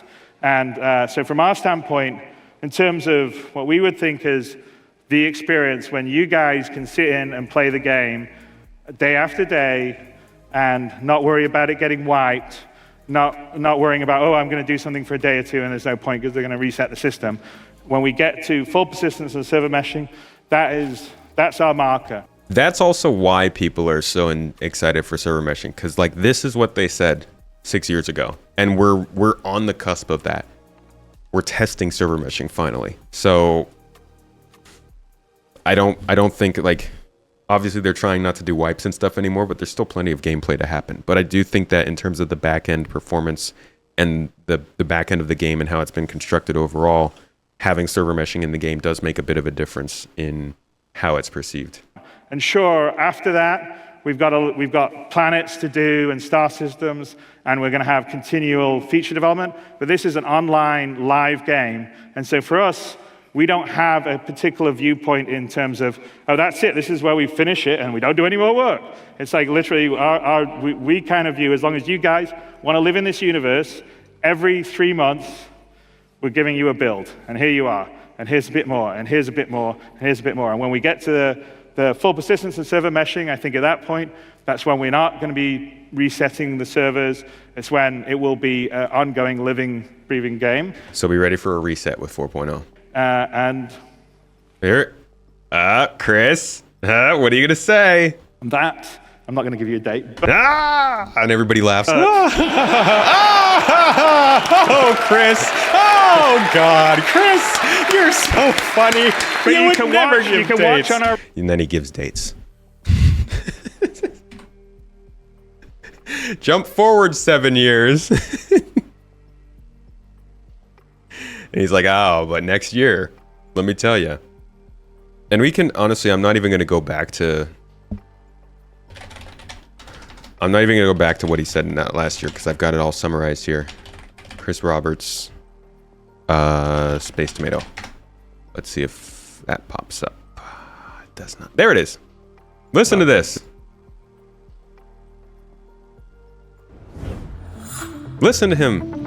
Giving freaking dates. A lot of what you're going to see is going to be coming into Star Citizen over the next 12 months. Definitely.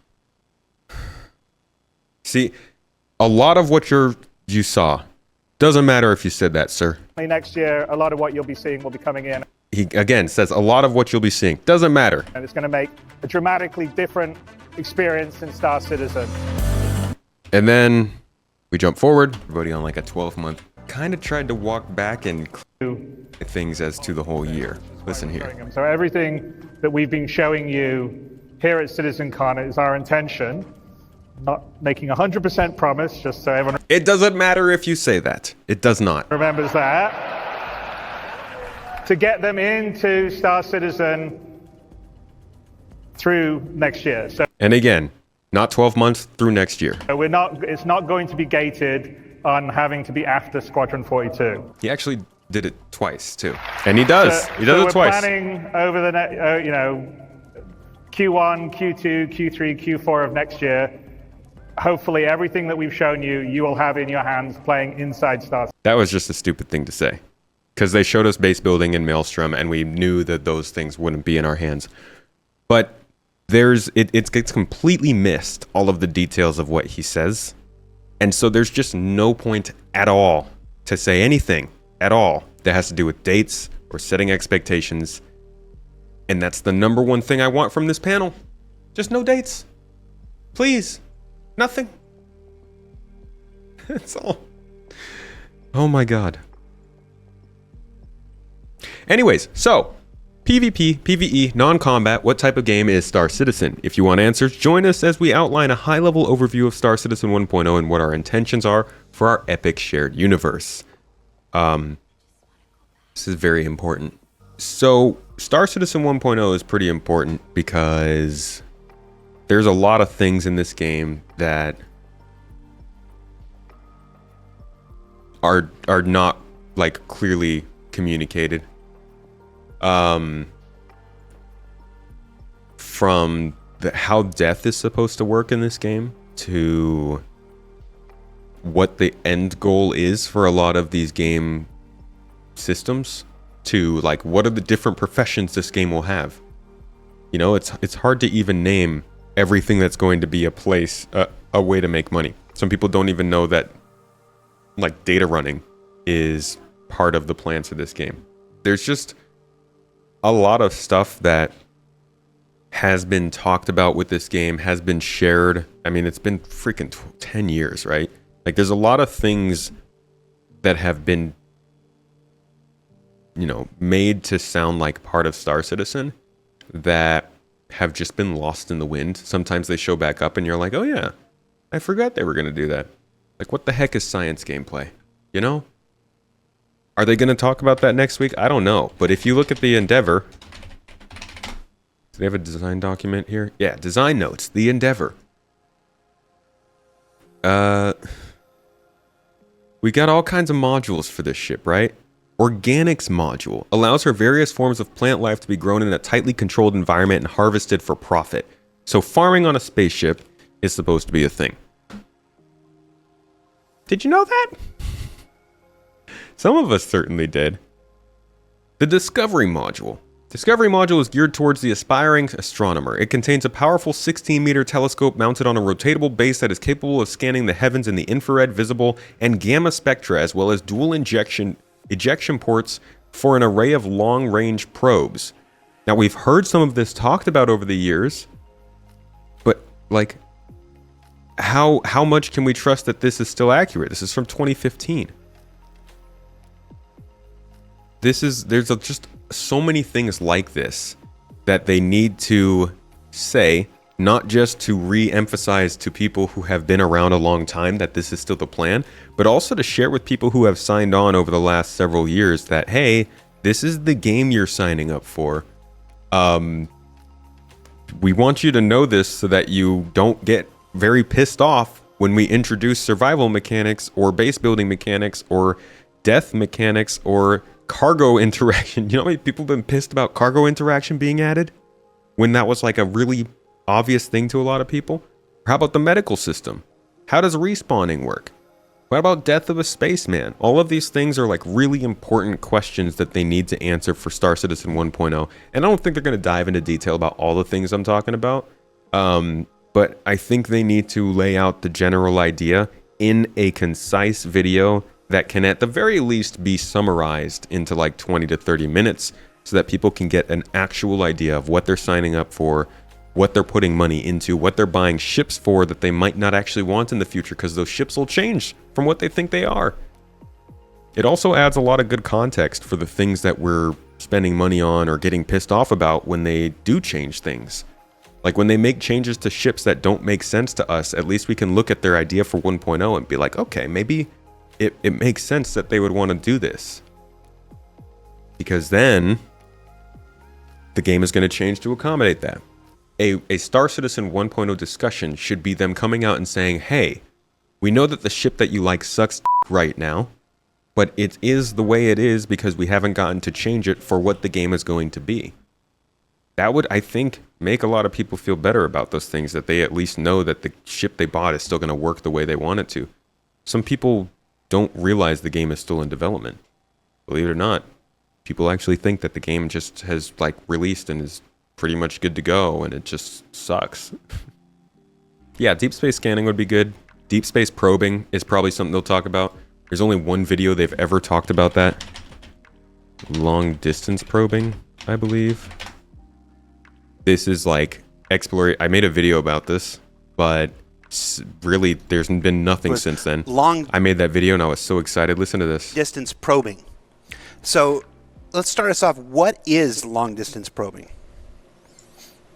Well, long distance probing is basically a system that we want to introduce where players have a ship somewhere in space and they can send out like probes and place them anywhere in the same system. And those probes will ping and reveal basically objects that are of interest there or anything that might be there. And those objects could be like mining places, derelict stations, ships, anything that we could imagine that you could find there and we could spawn. And so you find something, then what you have to do there is triangulate. So you have to bring in the probes into position so you get the more precise signal on that. And once the signal strength is enough, you can either decide to generate a quantum beacon that you can basically jump to. You could store that information and sell it to other players. Or what we aim to have there is an analysis gameplay where you basically have a signature, a unique signature of what you found there, and then you compare it on your ship. So basically the drones, the probe sends back the signature and you sit on your PC on the ship, and you compare the signature with everything that you either bought or you collected yourself in the library. and then you get an idea. Okay, this might be in Gladius. This could be in a mining field. And then you can still decide to, okay, I jump there and I look at it, or the risk is too high, I don't jump there. So that's the... You don't need a lot of star systems for this. This is literally, you could do this in Stanton right now. Like, when you drop out of quantum travel in the Air and Halo belt, there are plenty of places where you could go and probe and find a good collection of mineable asteroids. Like, this wouldn't be difficult. In Pyro, they could do this with derelict space stations and asteroid bases. All we need are the points of interest. Space stations are huge, or star systems are huge, and this is meant to be on a inside the star system sort of basis.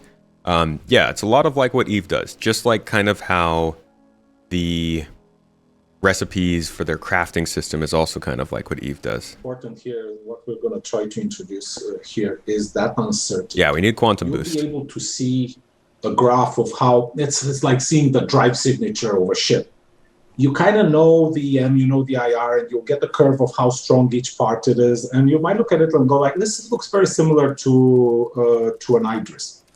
And when you jump there, you might have a surprise that it's a lot of smaller ships or a fleet or something like this. Or it might look like a hauler that you might want to pirate. And you get there and, oh, no, it's actually an Idris with a lot of this stuff being turned off, waiting for prey to jump in.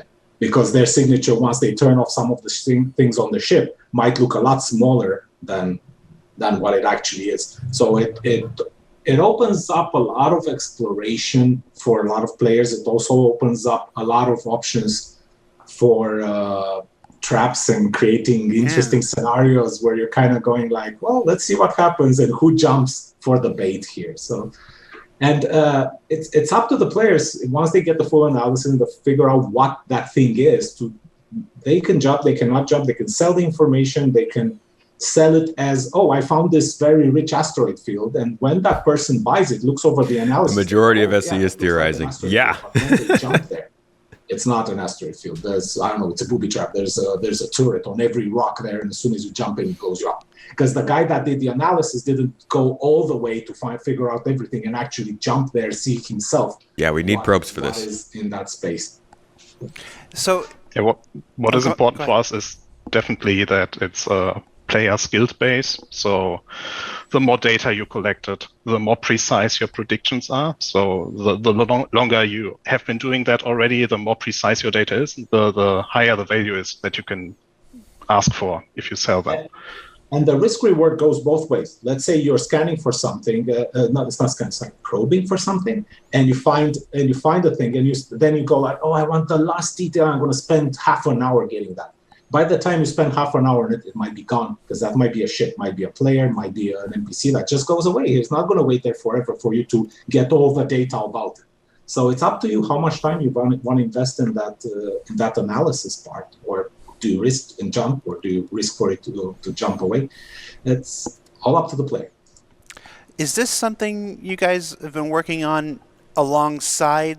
You know, USP has been working on scanning and radar and stuff like this. So is this work hand in hand? Is this something where you need them to finish before you can really get going?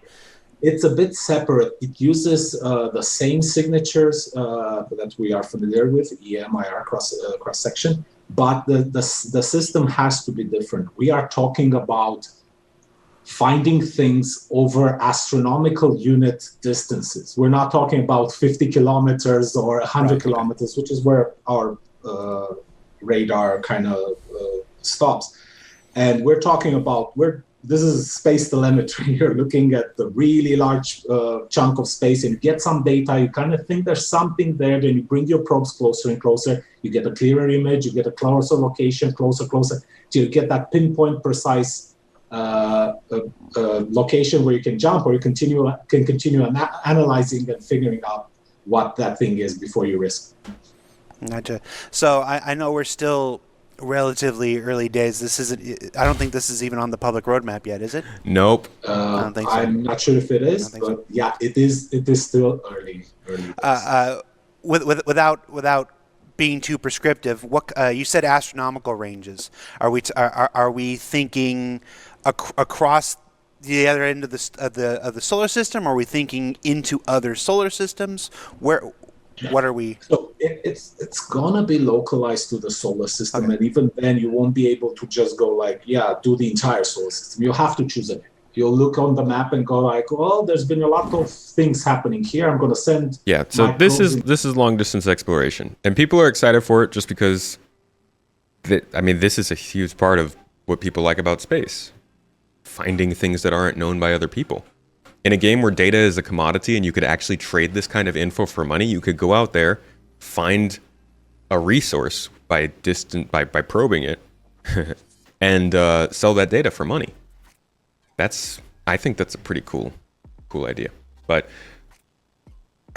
that's the kind of thing that, we would want to see in a panel like this. That refining gameplay, the way that refining works, how Star Sim works, how the economy works, how a mineral will go from spawning in a cave to being mined by somebody, to being taken to a refinery, to being worked out in a factory into a material, to being sold in a store, and then finally how that mineral in the cave will replenish as well so that it then makes more minerals. How does that replenishment work? Does it happen over time? Does it happen immediately? Does it move around? All of those kinds of things, I think, maybe not all of those details, but definitely the general idea around those details and how the simulation works is the kind of stuff that I think should be very much known here. They've confirmed that player refining will not be anywhere near as slow as what happens in space stations, so you won't have to worry about that. I'm not going to look up the video for that, but this will be one of those times you gotta trust me on that. We've heard nothing about the quantum travel rework since CitizenCon. Still hoping that that's a Shadow 4.0 drop, that they will give us the quantum travel rework when we get 4.0. But it's looking a little less likely. We'll see. What kind of system would they use to have players sell that data? Would it be like EFT where they have a flea market? Would it be another panel in the Mobiglass? I think you'll have local markets. You go to a space station and you can probably sell data to that station. Because if we go back to last year's CitizenCon and we get to the point where he says that you're going to be downloading maps.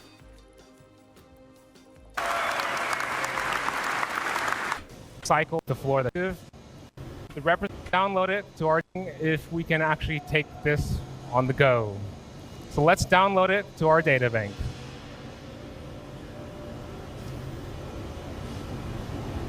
As you'll notice, we now have the representation of the environment in the upper left corner of our visor. Point, kiosk available. You may encounter rundown settlements, or you might come across a cave that no one else has ever set foot on before. What will happen in this instance is your radar will incrementally update your map, and it will incrementally reveal your environment and just save that to your data bank. So you kind of reveal it incrementally. So this map, what we see in the upper left corner of our visor is not really just a map. What it really is actually data. It's our radar. And we can see contacts on our radar as we scan. And it's basically what we have available in stored in our data bank. So because we have the location data saved to our data bank, we can obviously access that via our Mobiglass. So let's go ahead and pull it up in our Mobiglass. So the idea being, I believe that when it comes to local maps for planets, for caves, for points of interest, you will be able to go and scan that stuff and sell it to an NPC or an AI system at a space station, get some money for it, just like you would in No Man's Sky, go on your way.